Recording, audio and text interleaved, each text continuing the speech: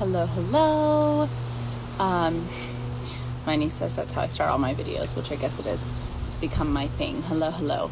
I am, again, jumping on here just randomly and kind of inspired. I just did my Jesus is Calling a little later in the day than normal, and I want to share it with you guys because as I was reading it, sometimes you read through these things like devotionals or something motivational or even a book one time, and it takes the second time through for it to really click. For example, for me, A New Earth by Eckhart Tolle, the first time through, like nothing. Think and Grow Rich by Napoleon Hill, the first time through, like over my head, and the second time through, like it just all clicked.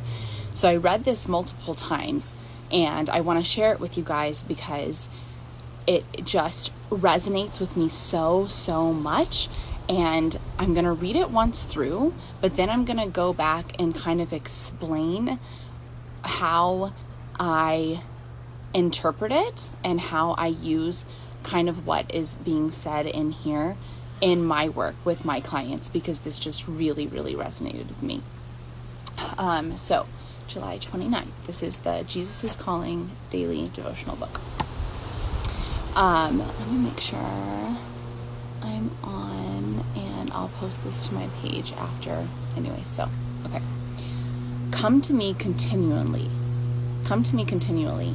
I am meant to be the center of your consciousness, the anchor of your soul. Your mind will wander from me, but the question is how far you allow it to wander. An anchor on a short rope lets a boat drift only slightly before the taut line tugs the boat back toward the center. Similarly, as you drift away from me, my spirit within you gives a tug, prompting you to return to me. As you become increasingly attuned to my presence, the length of rope on your soul's anchor is shortened. You wander only a short distance before feeling that inner tug, telling you to return to your true center in me. Oh, I love this. So I love to coach my clients and teach my clients all about like soul connection and your worthiness, and how that is an undeniable thing. You cannot question it. It cannot be determined by anything outside of us, by anything external, by any past experience. We are already all worthy. Our souls are worthy. And when I read my devotionals, a lot of times this just becomes even more obvious to me. And I love the analogy that it gives with the soul connection and the boat, right? Like, so I think all of us, especially if you're a believer, especially if you're spiritual, you have these moments where you just feel so connected. You feel so held, you feel so loved, even if you're alone, even if you're grieving, even if you're feeling just not at peace at all. And this says, come to me continually. I am meant to be the center of your consciousness. And where's the part about the mind? And it says, your mind will wander from me, but the question is how far you allow it to wander. And so what I hear when I read this is, our human mind is what gets us in the way of connecting to our worthiness and connecting to our soul and connecting to God and his universe and all of his beautiful, powerful energy. If you believe in energies, if you believe in, in any of that stuff, which I hope you do because it changes your life, then you can understand, or what I try to get my clients to understand is that our mind gets in the way. Our mind is super powerful. We have all of these thoughts, and thoughts create so many amazing things in this world, but they also create a lot of angst and overwhelm and stress and fear and evil things too, right? But that mind, those thoughts, if you can learn how to see those thoughts and disconnect that from your soul, so you know your soul is completely worthy, it's completely connected all the time. But in order to feel that connection, you have to know that your thoughts are just a tool, and that your mind is human, and you can't possibly imagine what that soul connection really is. because our human brain gets in the way. Like, there's no way I could possibly ever even fathom how loved I am, how beautiful everything is. My human mind can't fathom it, but the thoughts that I practice, the loving, the comforting, the uplifting, the self-worth, the all of these thoughts that I do every day on myself, and I try to teach my clients to do on themselves, help me connect to my soul, help me to connect to what God wants us to connect to. But our mind gets in the way. Our mind makes us wander. And the longer we let our mind wander, the longer we don't understand that our brain is beautiful and it's powerful, but it's just a tool, and we need to learn to use our mind, learn to use this tool correctly.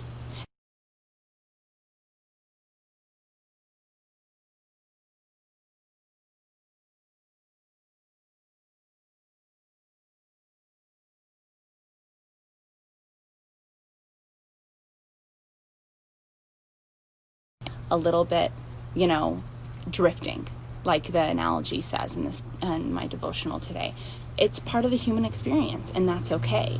And part of the work I do with my clients is showing them that that's okay. It's okay to be human. It's okay that you are fearful sometimes. It's okay that you're sad sometimes, that you're angry and sometimes. But to learn that if you can understand how to connect on a daily basis, how to connect to your worth, to your soul, to what God created you to be on a daily basis, you're able to manage that mind that wanders.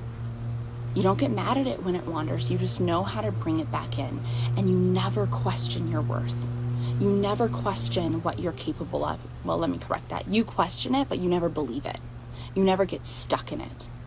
You don't allow yourself to get stuck in it, because the pull back to God, back to your soul worth, the worth of your soul, the worth of who you are, all of us are, overcomes all of those things.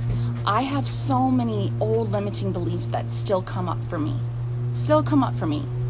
And because I'm human, and that's always going to happen, because I have this work, and because I know that if I stay connected, and if I do my affirmations, and I do my prayers, and I learn how to conversate with myself in a way that pulls that connection closer, that God connection, that soul connection, then I'm good. I'm so good, and I always will be. And it puts this like light in me. Like I write this almost every day. Like, God, thank you for making me such a bright light. We're all bright lights, but I just remembered my brother Jesse. I can't even believe I didn't make this connection. But you know that song, I'm gonna let it shine, hide it under a bushel, no, I'm gonna let it shine. Well, I just thought that was like a cute little kid's Jesus song, but he made the connection for me like years ago, like, oh my gosh, like, of course, don't hide your light under a bushel. Like, we all are this shining light, but we have fear and doubt and self-criticism and the human mind getting in our way from this bright light that God created us to be. And don't let that bushel of all those things, of doubt, fear, insecurities, past traumas get in your way. Process them, but then as you connect every single day to God, to your worth, to all of the amazing energy that you have access to, that light gets brighter and brighter. And it sounds so fucking corny, I know, to say like, I'm a bright light and I shine, but when I write it and when I think it feels so genuine in that moment. And I know a lot of people don't resonate with that corniness, and that's fine. I used to not either, but I say F it, because it feels good and it makes my life better. And I want to show everybody that how to be soul connected, how to connect to your worth, how to let that your human mind let you drift, but to be able to pull it back into your worth, so you can overcome your fear, so you can improve your relationship, so you can so you can love your body, so you can love yourself, so you can love your partner, so you can go after the dreams and goals that you want to go after in your life. And it all starts with that connection to your self-worth, that connection to how God intended us to feel about ourselves. And when our mind wanders too far, that connection gets harder and harder to access. And that is what I'm so passionate about to help my clients do, because it is amazing when you can find yourself in self-doubt or self-criticism or just lost, maybe anxious, depressed, and you have these tools that I teach my clients to reel yourself back in just even a little bit closer to the fact that you are loved and you are whole and you are worthy. It seriously changes your life. It changes your life. And I have anxious weeks. I slip into little day or two of depression spouts, and I know how to manage it and not sink deeper.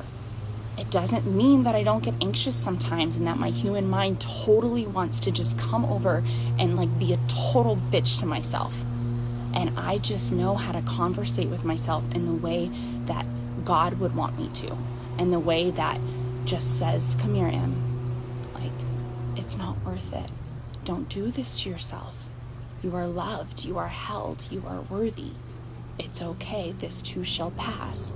These are just a few things that I tell myself. And everybody's different. Everybody talks to themselves in a different way. Then it says, my spirit within you gives you a tug, prompting you to return to me. As you become increasingly attuned to my presence, the length of the rope on your soul's anchor is shortened. You wander only a short distance before feeling that inner tug telling you to return to your true center in me. I think that's so beautiful. I'm gonna cry, but it really is. When I was reading, I was like, yes. This all sounds so good. And I hope that it resonates with some of you. I know sometimes these types of things you can feel really disconnected to understanding what it means and understanding your worth and how to connect to God, or how to connect to all of this amazing energy that we have available to us. I got a pit bull under me right here. Yes, Drogo, yes. Anyways, got distracted, but I'm going to post this on my story like I always do, but I just wanted to share this little piece with you, because if you're not feeling worthy, if you're taking past experiences or current experiences and having that define how worthy and capable and loved you are, then this reading right here hopefully will resonate and help, and hopefully what I said will resonate and help with you. And reach out to me, and I'd love to have a conversation with you about this, because if you can connect to how worthy you are, if you can connect to your soul and how loved it is, and that is your true self, if you can remind yourself of that connection on a daily basis, your whole life will change. Things will just start happening for you. I believe this with all of me, and I want to share it with all of you. So I hope that this was helpful. And if you want this book, it is Jesus is Calling by Sarah Young. Devotions for every day of the year, enjoying peace in his presence. And I just love it. It's so great, and it connects so much to what I do with my clients, and so I wanted to share that with you guys. So happy Wednesday.